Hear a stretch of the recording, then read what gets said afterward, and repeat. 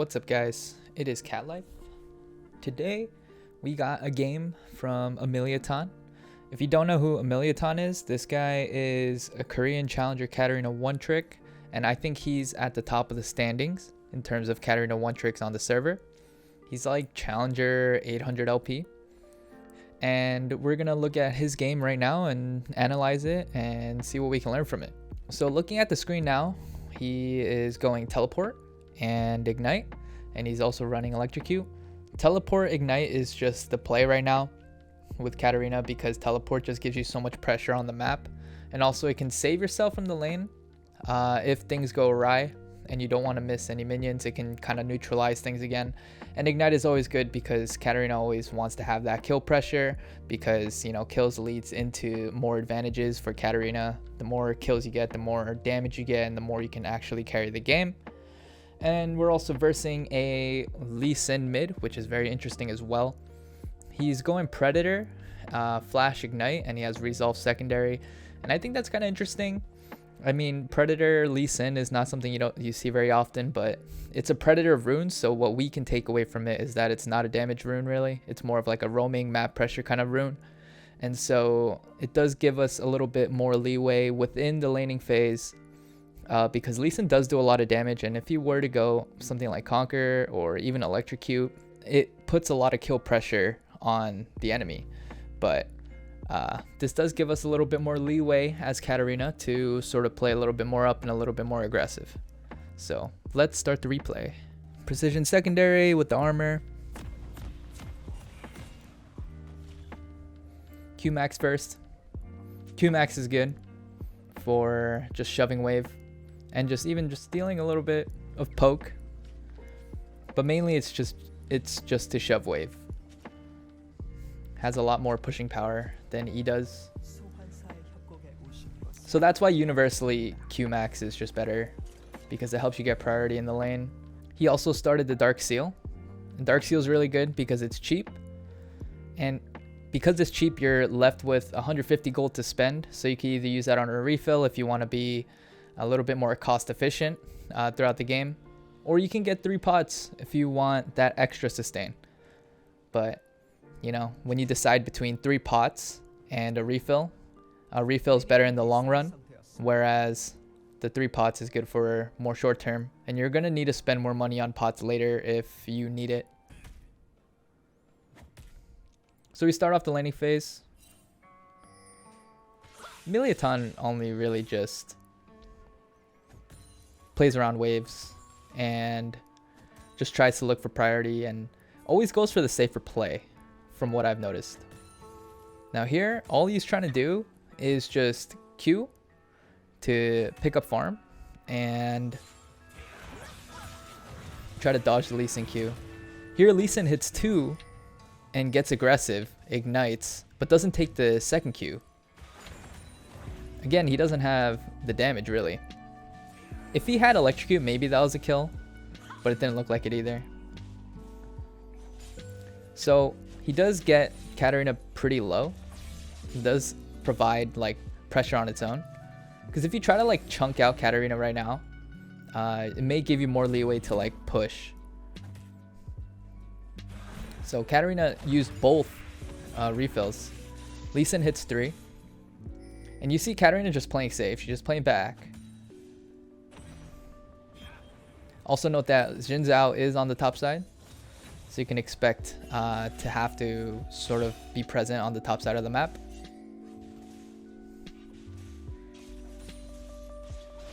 Just farming on the tower. Lee Sin hits the Q, takes the Q, and he jumps back.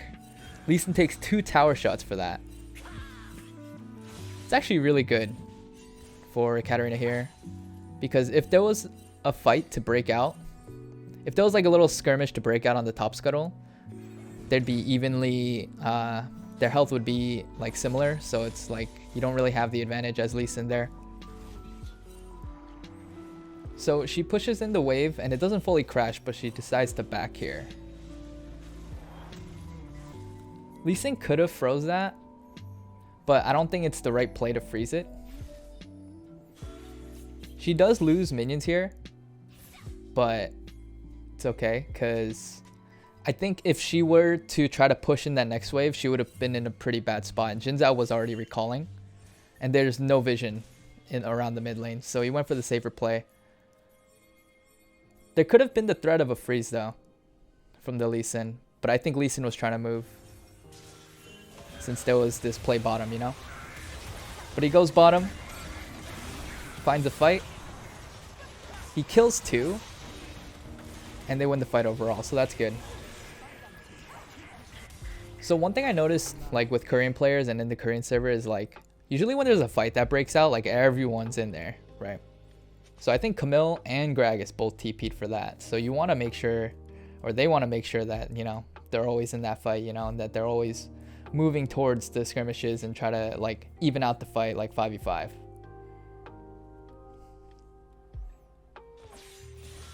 The wave's kind of in a weird spot. It's pushing towards Lee Sin. Lee Sin comes in with the Predator, but he just pushes out and leaves. That's all he wants to do. Now Lee Sin can also threaten to freeze here again. He's just looking for a ward. Goes around. Keeps it so that like they don't really know where you're warding.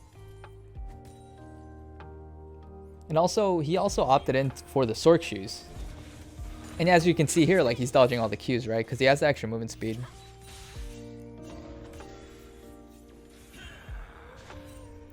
So notice how he did like jump in and sort of like kind of be in his space with that wave shove. And it's to sort of like either bait Lee Sin to like not roam and not move out of the lane, or it's to know where he's going, because there's no wards really around the lane right now.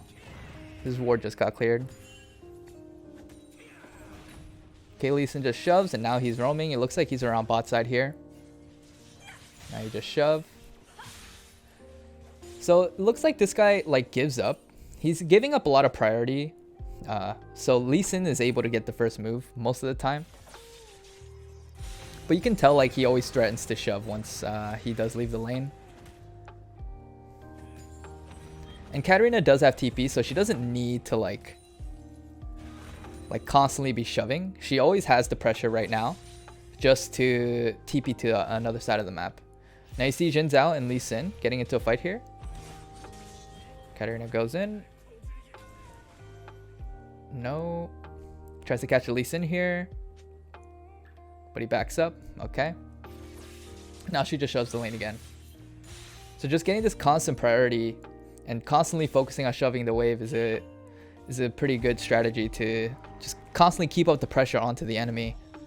Because they know that if they roam, then she's gonna shove in and make them lose a wave. And then you have the TP, right? So like if you're just sitting in lane and your plan is to just constantly shove in the wave, and then you have TP to be at a fight that you know that you need to be, then like it's just a lot of pressure for the enemy, because they could potentially lose a lot. And let's say like Katarina shoves in a wave and then they lose that wave, right? And then she TPs and then gets like a couple kills and they actually end up winning the skirmish, then you actually lose more. So here she TPs. WQ, nice. She gets 2 kills here. That was a really good TP. So her game plan is like just to stay mid and just wait for that TP play. And you notice like she doesn't use it to like get back into lane or anything like that. She didn't need to, first of all, this game. But I think it's better to like use the TP for the side lanes. I think 95% of the time you don't want to go back into lane with the TP. You'd rather use it on the side, but it really depends on how much you're gonna lose or how much you'll like recover from like TPing into lane. And that's how you kind of weigh it out, right? So she's going bot here. There's a fight bottom. Looks like Draven's popping off right now. Can't tell how low they are. The cat waits in the fog. Jin walks up here. Tries to bait them. Nice. There she goes in. Ulties. Picks up the dagger. Eat WQ. Eat WQ. And walks away with the quadra kill. Huge. And then she shoves in this wave. So that was a pretty good roam bottom. Got her a quadra kill. And also good play from the Jhin for like trying to bait out their like recalls. He basically tried to like stop their recalls and sort of kept them interested for the cat. And what Katarina did was just like stay in the back and stay out of vision so that they end up committing, thinking that the fight is going to be a free kill, right? Now she backs here. She should be able to purchase the Proto Belt now. So she does go into the Proto Belt first, and that's like a really good first item buy. Gives you pen, gives you utility with the dash, gives you health, gives you AP. 90 AP is a pretty good amount too. You can argue that Nashor's might be better first item, but I think the utility from Proto Belt is just really good. And also just starting to stack your pen early is also really good too. Because flat pen is like a stat that you can really take advantage of early on. Until people start getting MR naturally or are buying MR. So she shoves in this wave. Again, just shove, shove, shove. Lee Sin is like halfway into his mythic. Now you see the team's getting rift. And now she sets up the dagger. Pushes Lee Sin out of that exchange. Burns his flash. Burns his ult. Karthus dies here. So that was a really good play. Because, you know, the enemies did have a hunch that they were doing rift. Because Camille died to the Jhin's outgank. So she waited in the bush and basically just tested Lee Sin like, are you going to walk into this bush right now? I have the damage to kill you. So Leona's in here, shoving the wave. Make sure the rift gets secured here. And Rel's up here as well. Katarina walks up just to take the plating. At this point, you do a lot of damage to plating. Because you have a lot of AP as well. So Leona's topside. Emilia's just hanging back. Making sure rift gets taken. Jhin is all alone bottom. I think they're looking to dive. If you see the Karthus there, he's got it back. Jin's doing his job of backing. Katarina doesn't have to go down. Just make sure rift is taken. Make sure Jhin doesn't die and you're good. Now he backs. Gets the recurve bow. He's going into Nashor's Tooth. Really good second item spike. Even first item spike. It just gives you so much raw damage. But the build path's a little weird. That's why Proto Belt's a really good first item compared to Nashor's. Okay, so they know they were around bot side. Katarina picks up 2 kills here. Easy peasy. It seemed like the enemy team was trying to dive the Jhin, but didn't know where he was, and Jhin did a good job backing. Okay, just clear some wards.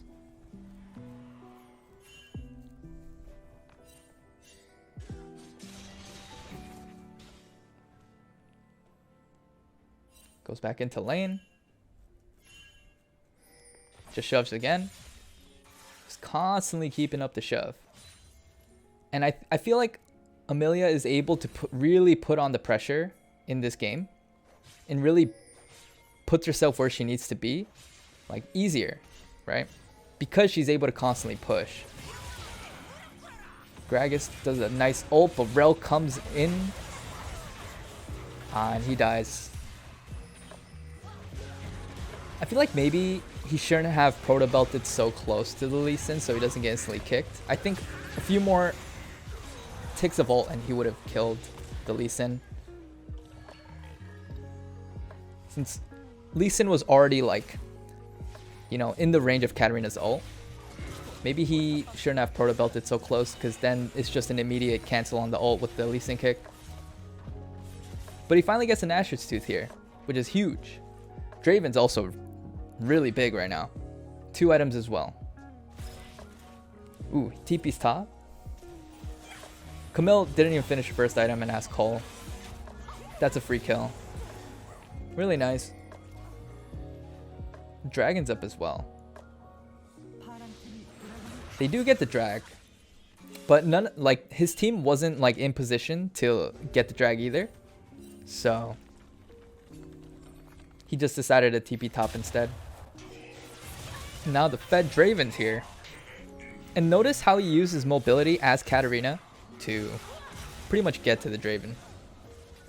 He basically jumped 2 screens.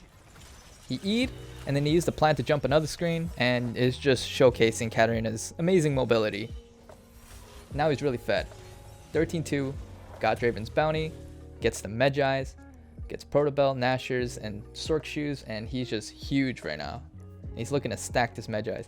Now, the reason why Medjais is a good buy is, first of all, it's cheap if you buy the Dark Seal first, but also it counts as a legendary item, so you actually get another 5 Magic Pen from the Protobell. So it's huge, huge buy. He's just in a very good spot right now. He has a lot of gold as well. Draven is matching the gold.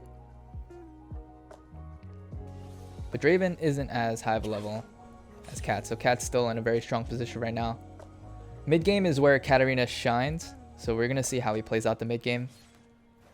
If you're this strong, you have to know like your damage and know your limits, and really understand where to put yourself on the map, which fights you could take.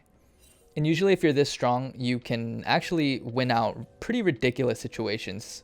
And the more you play Cat, the more you kind of pick up on these. So his team's middle, and he's just around bot side, seeing if he can make a pick maybe. Trying to use his pink ward. Lee Sin's there, catches him, he's just going to shove. So what he does by shoving is just keeping the Lee Sin there, right? Now he's going wrapping around into his jungle. Hits the vision plant. I don't think he wanted to get caught by any vision in the river, so he decided to move around instead.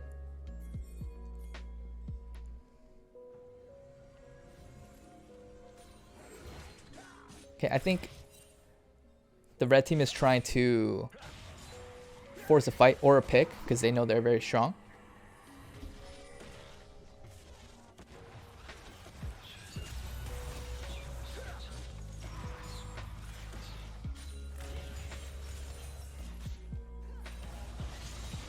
Jin Zhao finds his way in onto the Karthus. He gets low.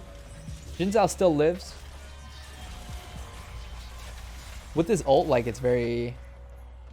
He can go in a lot of times and come out alive pretty safely, especially with Gore Drinker as well. Now he's just clearing vision.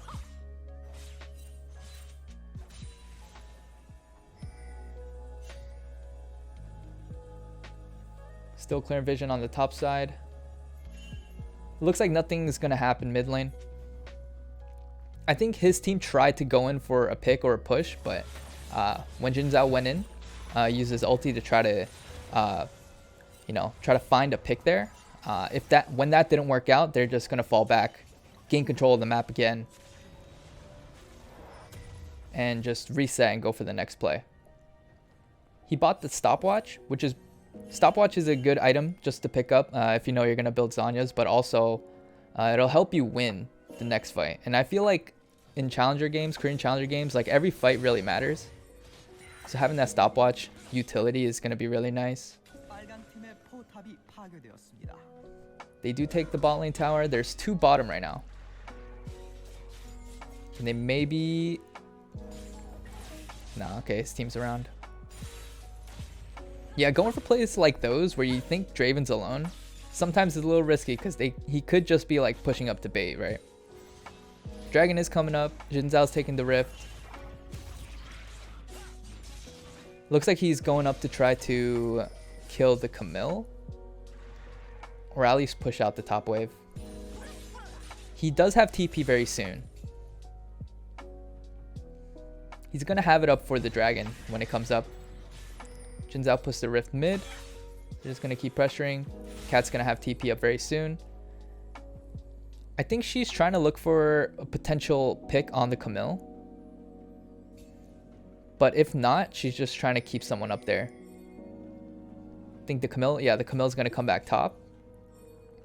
And Kat's going to make her way down mid, so she's going to be there first. But Camille also has TP.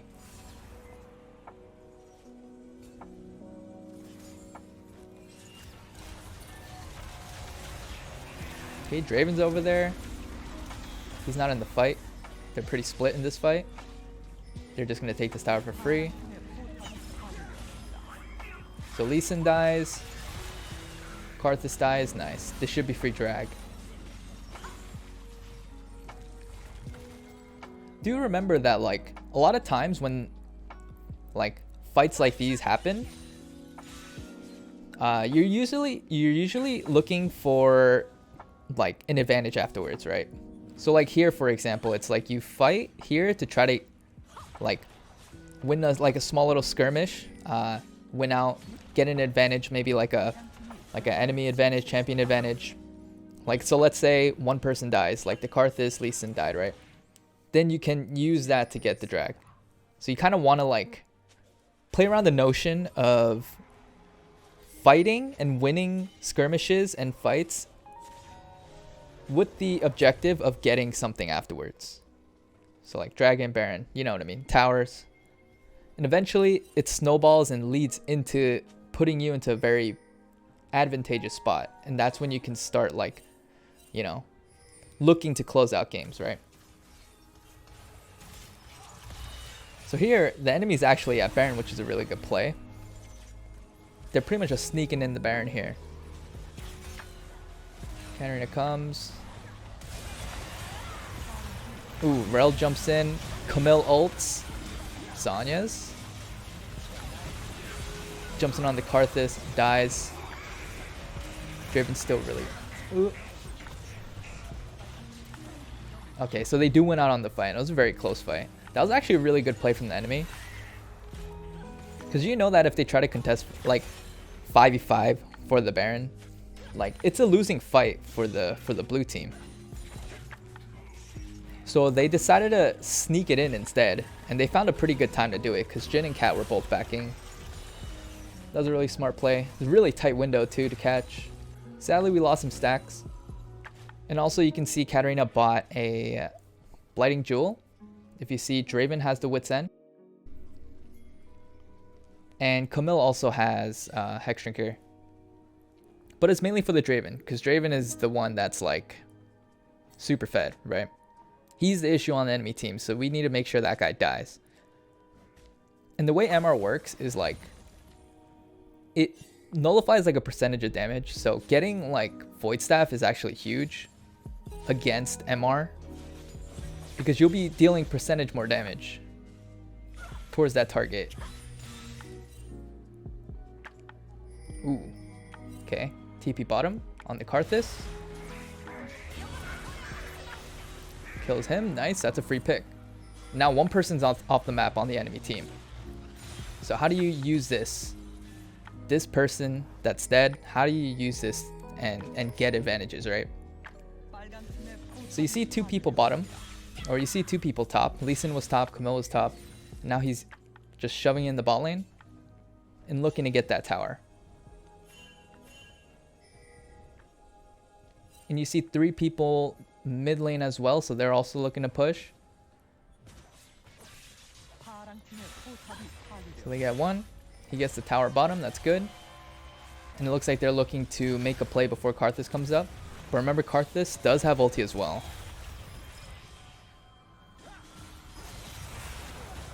They get the kill on the Rel, and that's pretty nice. Now the siege isn't looking good here. I don't think they should keep going. Camille also left top. So they're just going to play it safe and reset. Also have to play around the Karthus ult. Now Katarina buys the Zanyas first, which is honestly a pretty good item against their team. They have Camille, they got Karthus, they have Draven, and it's very good for stalling out the fights and staying alive. And it's also good for, like, keeping your Magi stacks, right? Xin Zhao gets picked here. So you see Emilia Tan sweeped her way inside into the jungle.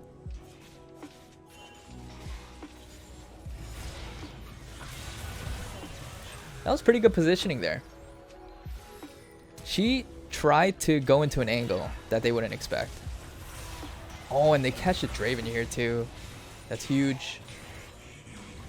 If Draven dies in this game, then like that's their time to start getting stuff. So I'm here. It's inhib for sure. Camille's still top. She knows that she's just gonna try to. She knows she can't do anything here, so she's just gonna try to get whatever she can here at the top lane. They get the inhib for free. And Dragon's also up now. So they're going to convert this into a dragon as well. You see how like every time they win a fight, like they try to see what they can get.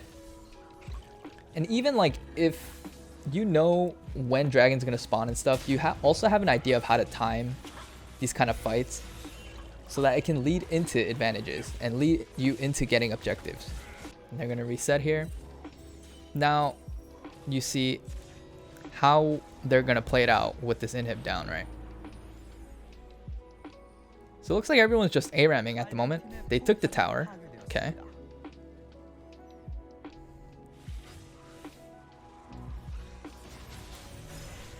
Oh, Katarina comes in. It's a fight. Big Everfrost. Waits out the Rel. And they're all dead. She's strong. Full build Katarina.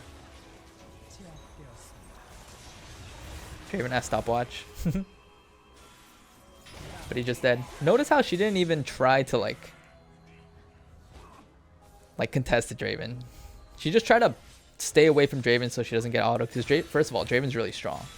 Second of all, it looked like he was dead anyway, so there's no point of you dying, right? But at the same time, in situations like those, you might need to go in. I don't know. You really have to measure that kind of stuff out. And you also have to wait for your cooldowns for those kind of situations. So yes, Draven dies, but they weren't able to get anything out of it at the moment. Now Draven's going to spawn in 10 seconds. Ooh, Katarina's TPing here. Okay. Oh, Lee Sin with the kick. Avoids everything with the Protobell. Kills the Rel. W's out.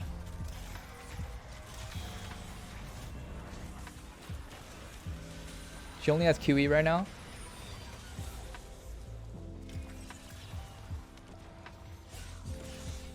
Okay, he has EWQ. Gets the Draven. Gets the Karthus.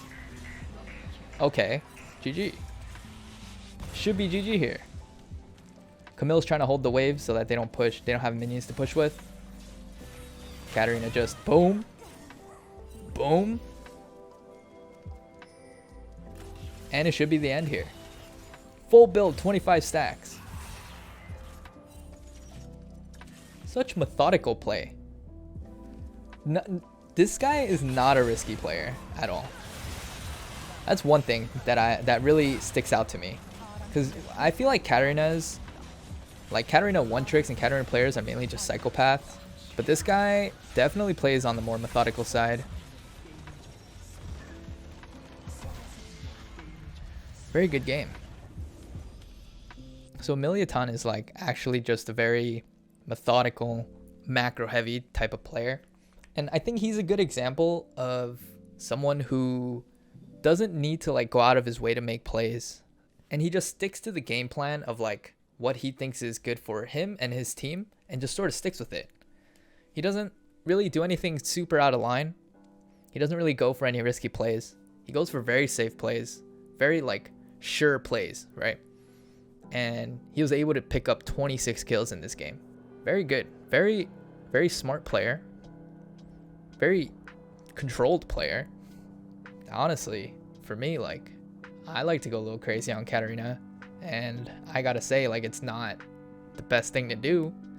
But what this guy does and what he uses to climb is just consistent play. Very consistent play. Plays by the books. I hope you guys learned something from that. If you guys liked the video and learned something, make sure to like and subscribe.